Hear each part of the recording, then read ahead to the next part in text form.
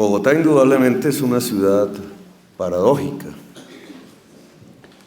Ayer, mientras, y por motivos completamente razonables, la percepción de inseguridad, de temor, de miedo, inundaba la ciudad.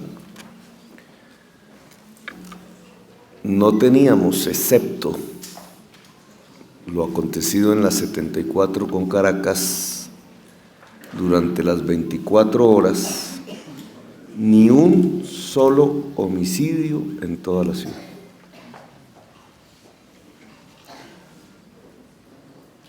Este mismo día de ayer, hace un año, en la ciudad de Bogotá ocurrían, durante esas mismas 24 horas, 14 homicidios. El mes más violento durante las últimas décadas en el primer semestre siempre es mayo. El mes más violento del segundo semestre siempre es diciembre.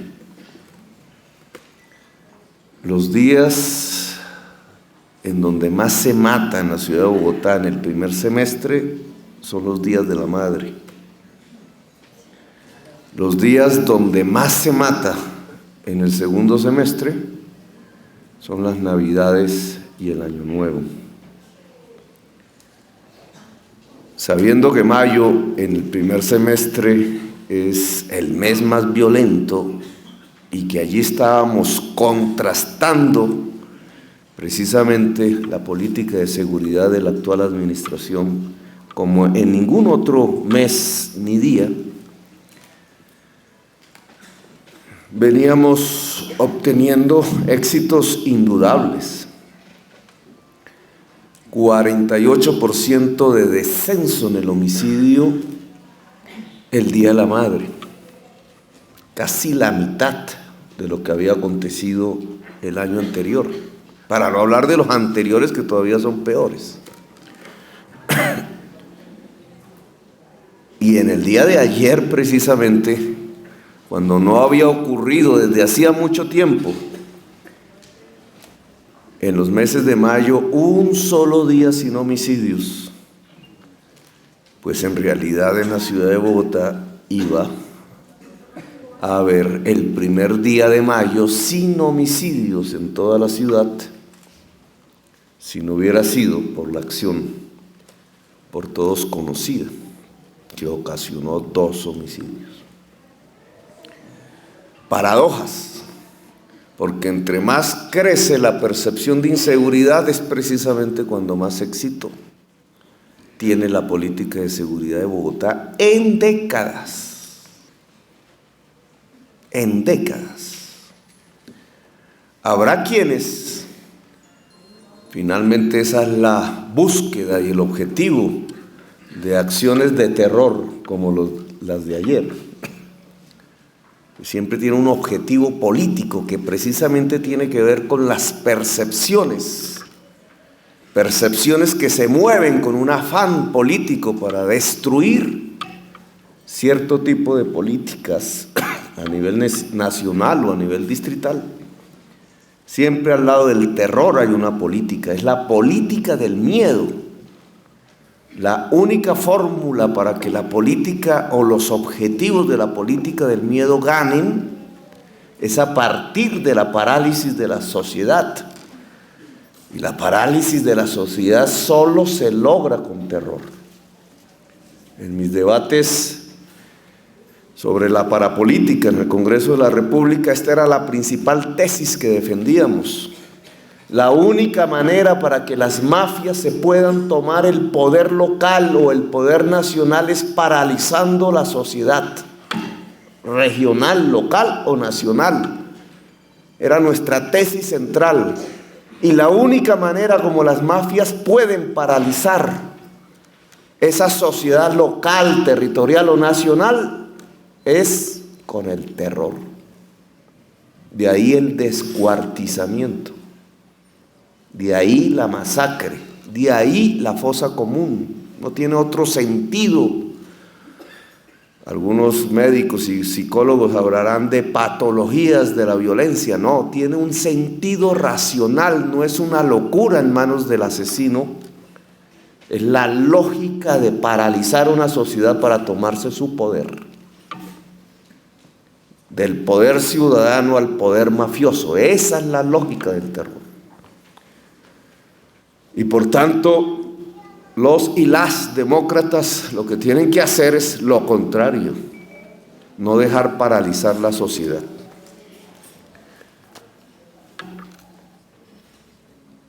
Paradojas. La ciudad de Bogotá tenía, dentro de todo el país, la red hospitalaria más poderosa. No existían lo que existen en la mayoría de las regiones de Colombia, las peticiones de ayuda, las peticiones de créditos no condonables, los procesos de reestructuración que fueron el pan de cada día de las redes hospitalarias de tipo público en diversas regiones de Colombia. Tenemos un presupuesto, tenemos un presupuesto fuerte relativamente, una red hospitalaria que no sufría los avatares de la Ley 100. El primer golpe que tuvo la red pública fue el cierre del Hospital San Juan de Dios. Considerado no público por quienes lo querían cerrar. Para nosotros siempre fue un hospital público porque así lo decía la historia. Finalmente lo reconoció la justicia. Hospital Nacional, siempre lo fue. Y al ser Hospital Nacional, hoy el gobierno nacional comparte con nosotros una profunda responsabilidad, porque ese hospital, que no está muerto jurídicamente porque nadie lo ha liquidado, ni ley de la República, ni resolución administrativa, el Hospital San Juan de Dios vive jurídicamente, pues debe vivir realmente como lo que fue, el hospital de cuarto nivel, eje de la investigación y la innovación científica en los terrenos de la salud de Colombia y de América. Cuarto nivel que ninguno ni ninguna de los gerentes aquí asistentes tiene. Esta es la principal ciudad en buena parte del planeta a nuestro alrededor. Millones de habitantes, 9 en la región, y no hay un solo hospital público de cuarto nivel. Es decir, capaz de hacer trasplante de órganos. Es decir, capaz de investigar. Una escuela de médicos, varios de los cuales famosísimos en el mundo, en sus diversas especialidades, son hoy famosísimos en el mundo solo porque fueron parte de la generación de la investigación, la ciencia y el desarrollo que generó el Hospital San Juan de Dios durante décadas y siglos, 5 siglos de historia en la ciudad de Bogotá. A veces me parece absurdo contemplar cómo la misma lógica política puede llevar a cerrar 5 siglos institucionales de investigación, de trabajo por la salud, entre otras, por la salud de los más pobres de nuestra región. Pues tiene que ser aquí un compromiso, así está escrito en el plan de desarrollo que actualmente se debate, que entre las 22 entidades que hoy hacen parte de lo que llamamos la red pública hospitalaria, de primero, segundo y tercer nivel, y aquí hay una silla vacía, esa misma, tiene que haber otro componente, el hospital de cuarto nivel en la ciudad de Bogotá, público con la capacidad de trasplantar órganos y con la capacidad de desarrollar la política de investigación, desarrollo científico de la salud en Colombia.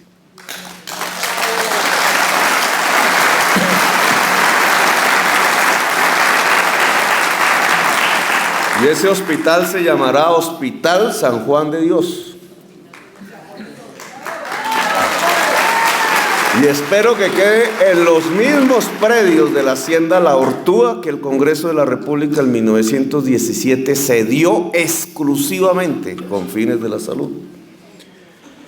Y aunque no nos pertenecen esos terrenos, y si no es posible, dada las resistencias políticas de estos planteamientos que pregonamos, pues lo estará ahí mismo, vecino a esa hacienda, esperando que alguna vez esa antigua hacienda, La Ortúa, vuelva a ser la ciudad del desarrollo científico de la ciudad de Bogotá, en el terreno de la salud. San Juan, prioritariamente de los pobres y las pobres. Ustedes, los que hoy se posesionan, las que hoy se posesionan, la mayoría, excepto el doctor Cuervo, no me conocen, pues no hemos sido amigos, no hemos estado en luchas políticas, no son copartidarios de ninguna de las formaciones en las que yo he estado, que yo sepa. Si lo son, lo tienen bien guardado. Todos y todas ustedes son elegidos o nombrados o designados o como queramos llamar eso, o ternados por la Universidad Javeriana. Escogimos una universidad privada de pergaminos. Le dije al rector, en sus manos está la salud y sobre todo la salud de los pobres de la ciudad. Sacerdote jesuita, cumpla con su deber. Espero, y ahora lo veremos en los próximos meses y años, que así haya sido. Tienen toda la independencia política y toda la autonomía que las normas le generan. Y quiero que la usen, porque tienen varios retos ante sí. El primero es desenvolverse dentro de la ley 100 mientras ésta perviva. Que creemos, y así se lo hemos solicitado al gobierno nacional públicamente, debe ser ya cambiada.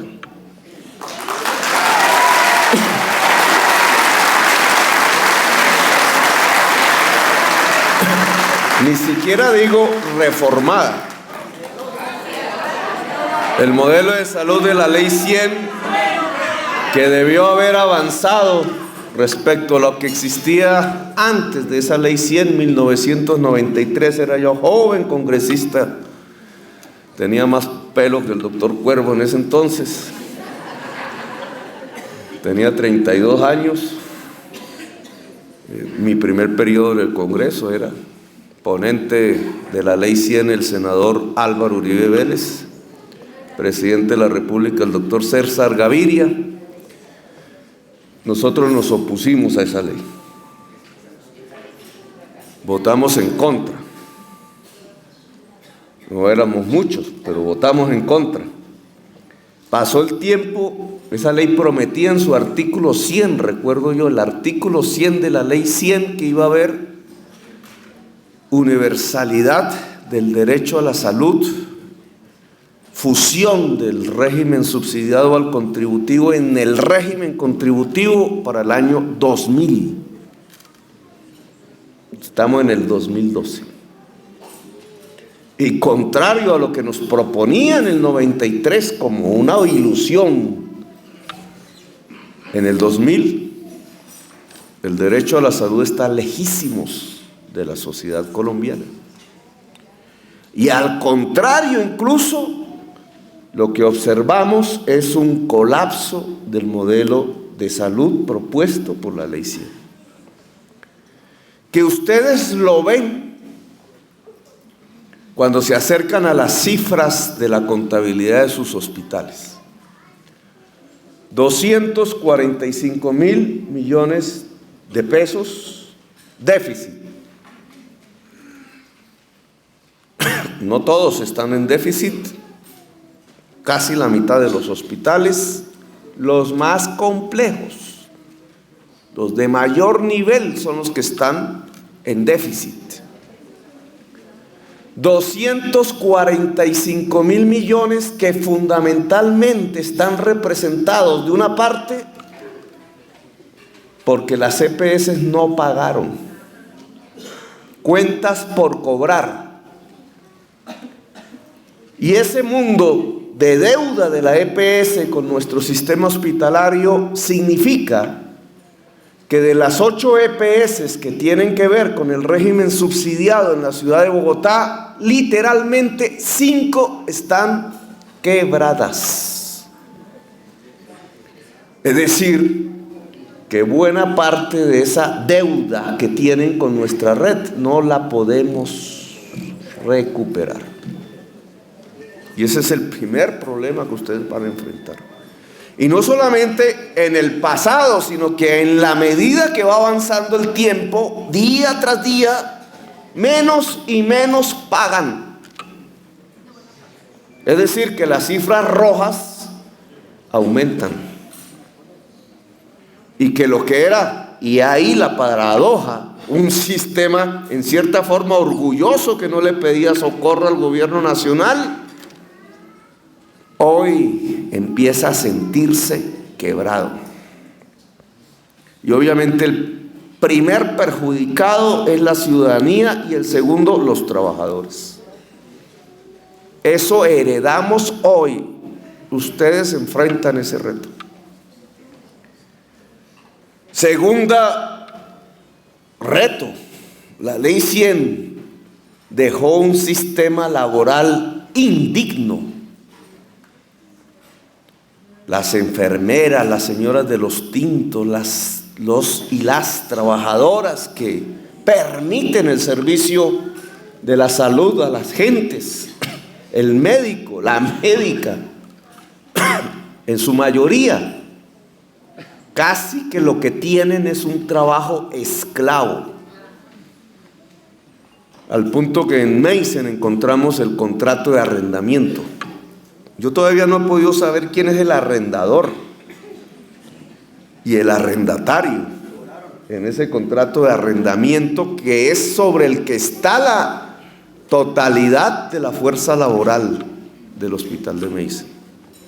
Otros lo que encontrarán son las OPS, otros encontrarán las cooperativas de trabajo asociado. En general lo que van a encontrar es un profundo mundo de indignidad laboral, producto del modelo de salud que tenemos. Personas que para atender a la ciudadanía, al bebé, al niño, al joven, a la travesti del LGBT, a la mamá, a la mujer embarazada, al adulto mayor, al viejo, al que llega arrastrándose, como yo encontré en Meissen, a la señora arrastrándose porque no tiene ni siquiera una silla de ruedas.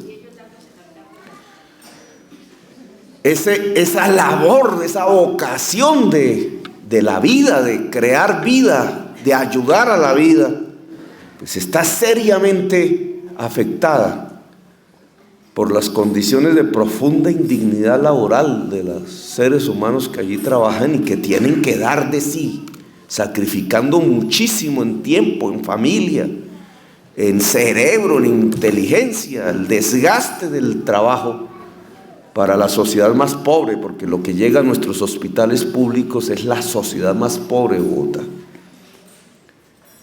Nosotros no podemos continuar con un régimen laboral de ese tipo de indignidad.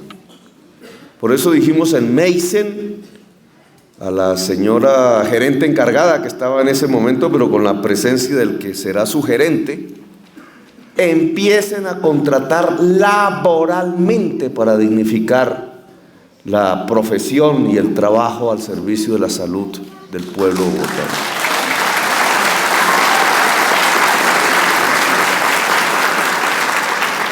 Pero esto implica, dado los números rojos que ustedes ya van a ver, bueno, ya lo han visto, se van a enfrentar a esos números rojos, incluso a lo mejor son los números rojos que nosotros hemos encontrado. Pero cuando ustedes vayan ya a mirar a profundidad, facturas, etcétera, quizás esos números rojos son todavía más grandes de lo que nosotros percibimos hoy. Y entonces empezaremos a decir, ¿cómo así que estos números rojos creciendo y laboralizamos? Que significa que ese trabajador gana un poco más. Entonces, ¿cómo vamos a resolver el déficit fiscal? Y entonces aquí tenemos otros dos grandes retos que cumplir. El primero, tenemos que disminuir los costos de la salud. Costos innecesarios. Algunas de cosas materiales. La compra de las medicinas, que es un negocio, es un contrato a veces. Que si lo hace cada hospital por aparte, pues lo dominan las grandes cadenas farmacéuticas o de compañías productoras de medicinas nacionales y extranjeras. O incluso el sistema mismo de la Ley 100 que crea una intermediación allí. Pero si lo hacemos en forma cooperativa, si dejamos pensar que el hospital público aquí es el rival del hospital público allá, que era lo que venía sucediendo el año pasado y antepasado, compitiendo dentro del mundo de la pobreza, hundiendo aún más los hospitales, era lo que venía sucediendo, viéndonos como agentes del mercado, compitiendo unos con otros, olvidándonos que esto es una red pública,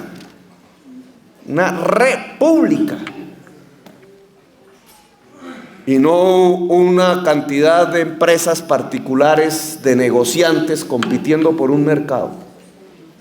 Si volvemos a ese principio de la red, que significa solidaridad, sistematicidad, complementos, coordinación, entonces en muchos temas de las cosas materiales que compran los hospitales podemos reducir costos, empezando por medicinas. La cooperativización de la red pública es indispensable. Medicamentos que sean reales, no falsos. Así es. Pero no solamente de las cosas materiales podemos reducir costos. De las plantas. Porque este es el segundo gran reto. No solamente la Ley 100 impactó en la red pública hospitalaria de Bogotá, sino que al mismo tiempo y por desgracia, profundizando los efectos perversos del modelo, hundiendo aún más las cifras rojas, apareció la politiquería, la corrupción, la mafia, para ponerlo en términos. Me critican que yo use la palabra, pero la uso. Es la mafia política que depredó los hospitales públicos de la ciudad en los últimos años. Y agravó la situación, ya de por sí grave. ¿Y cómo lo hicieron? Los gerentes eran también, igual que ustedes, de algún concurso salieron, no exactamente de la Universidad Javeriana, de la ESAP. Rumores hay aquí y allá, no me interesa. Lo cierto es que llegaron a ser los gerentes de nuestra red hospitalaria y sobre ellos cayó la presión. No sabemos eso, pero cayó la presión. Una presión que se mueve de esta manera. El gerente tiene la posibilidad de influir sobre la parte mayoritaria de la junta directiva del hospital. El distrito es minoritario en la junta directiva del hospital. La mayoría la puede controlar el gerente. Aparentemente voceros de la comunidad no representaron muchas de ellas, la vocería genuina de la comunidad, sino que entraron en las lógicas del clientelismo político. Y ahí se estableció un control sobre juntas.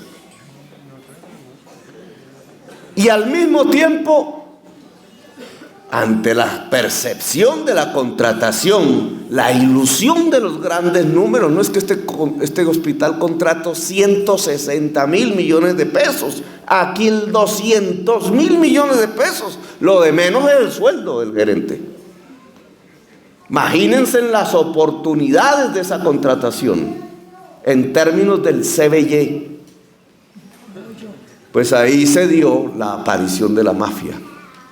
Control sobre la junta, control sobre el gerente del contratista, el contratista del brazo de determinados concejales. Político, contratista, dinero público y control sobre el poder público en el hospital. Y entonces los contratistas de la medicina, de la farmacia, los intermediarios laborales se fueron quedando con el dinero público, que no se volvía servicio a la ciudadanía. Por eso la estadística es clara en demostrarlo. 52% del crecimiento de la planta de personal vía contratación en los últimos años, que crece fundamentalmente en épocas electorales, porque en el hospital no opera la ley de garantías electoral que congela las nóminas, y solamente un crecimiento del 2% de los servicios. ¿Cómo se explica eso? Si uno entiende que la planta de personal crece en un 50%, pues por lo menos debería crecer un 50% los servicios del hospital a su comunidad. Pero si crece el 50% y no crece sino el 2%, eso significa que ese es un personal que no está prestando los servicios, que tiene otra lógica, que fue contratado para otra cosa, que no es prestar el servicio de salud, ni directa ni indirectamente. Fue contratado para el ejercicio de la politiquería. Y entonces ustedes se van a enfrentar hoy o a repetir lo que ya viene, con lo cual se enfrentarán con el señor alcalde y con la opinión pública,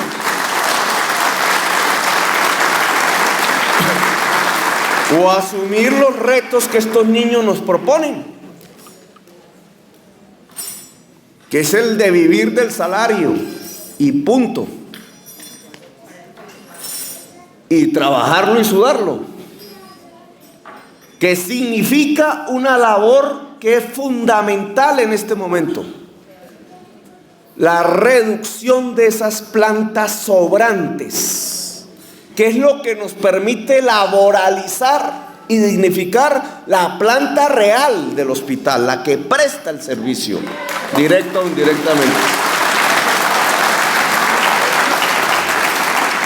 Y les avanzo unos números. En el primer trimestre de este año dijimos: reduzcan 70.000 millones, ¿cierto? En toda la red. Reduzcan 70.000 millones para salvar la red. Las juntas tomaron decisiones y redujeron 10.000 millones. Las juntas. No sé cuántos hospitales fueron los que redujeron. 9 de los 22. Es decir, juntas directivas tomaron la decisión, la mayoría, de no hacer caso a la administración a pesar de las cifras rojas y mantener la inercia que viene del año pasado. Si eso, a partir de ustedes ahora que entran allí, se mantiene, se acabó la red pública hospitalaria de Bogotá, la que defendíamos con tanto orgullo. Se acabó. Luego, la primera labor que ustedes tienen inmediatamente se posesionen.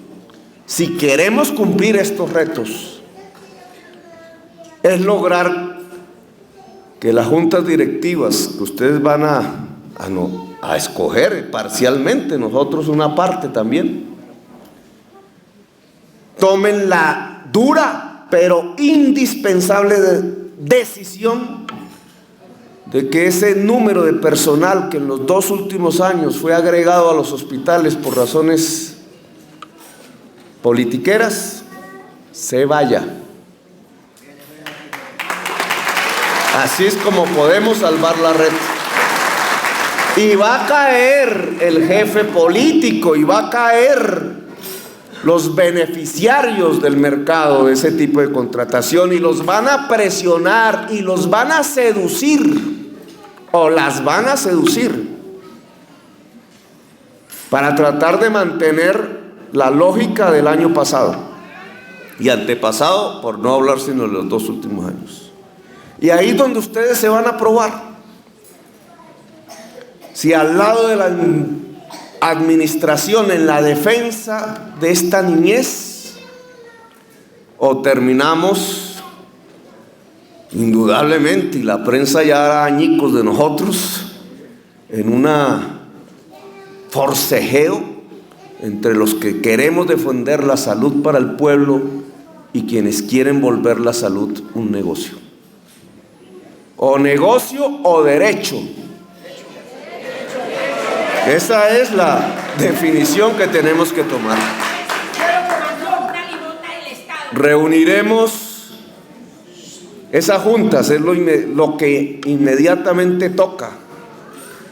Habrá unos planes de desempeño que la Secretaría de Salud elabora en este momento con la Secretaría de Hacienda.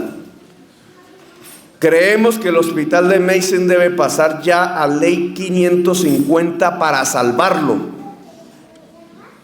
Por las circunstancias, es el que en peor condición hoy está desde el punto de vista contable y financiero.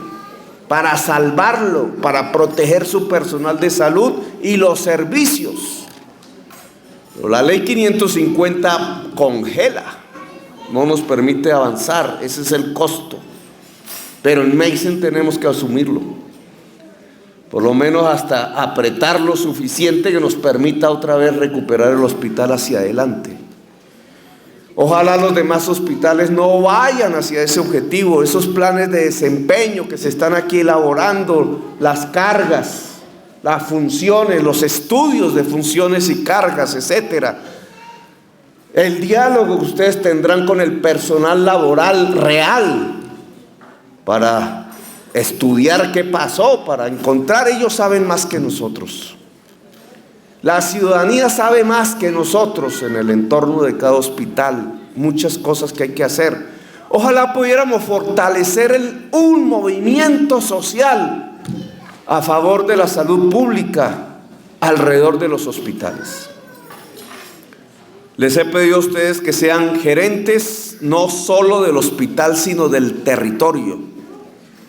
Territorios de salud, una visión diferente que nos permita hacer precisamente el paso hacia un nuevo modelo de salud, mucho más eficaz, que es el de la salud preventiva, que implica que menos gente vaya al hospital porque impedimos que se enferme en su casa. Es el hospital en el barrio, volcar el personal del hospital hacia la atención barrial. En eso estamos dedicando cuantiosos recursos y hemos duplicado la fuerza laboral en 3 meses, que antes se dedicaba a esa tarea. Ahora, antes se dedicaban a hacer encuestas, ahora prestan servicios de salud en el barrio, en la casa. De 320 y pico equipos hemos pasado a 617. Cubrimos hoy la totalidad de Bosa, pero ya para esta fecha deberíamos estar diciendo que cubrimos también la localidad de Ciudad Bolívar y de Usme, y que vamos avanzando. Al aprobarse el plan de desarrollo, podremos dar estos saltos indispensables que nos implican cambios en el presupuesto. Pero eso implica un gerente no de un hospital, de un edificio y de su personal, y de cómo se puede tomar tinto ahí o de cómo se pueden aplicar las vacunas, sino implica un gerente del territorios saludables, poder detectar la enfermedad hoy invisible, poder fundamentalmente impedirla. Es así como podemos construir un nuevo modelo de salud. Y estos son los retos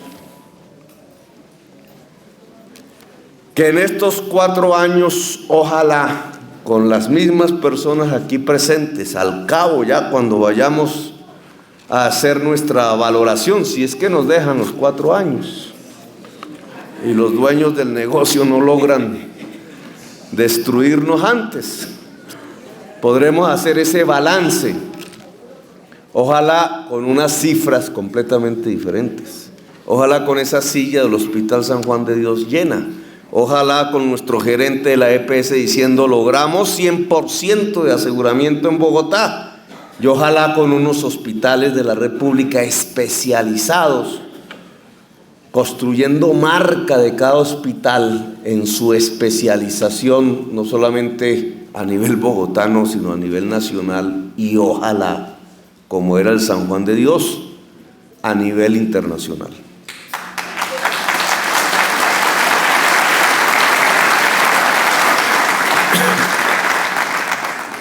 Entonces vamos a jurar, pero es por esto que vamos a jurar.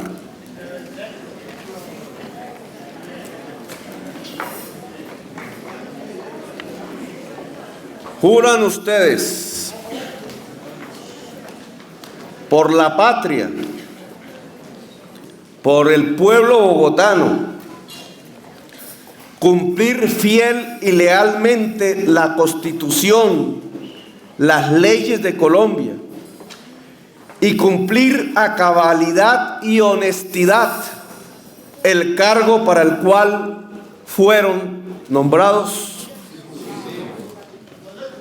Si así lo hiciere,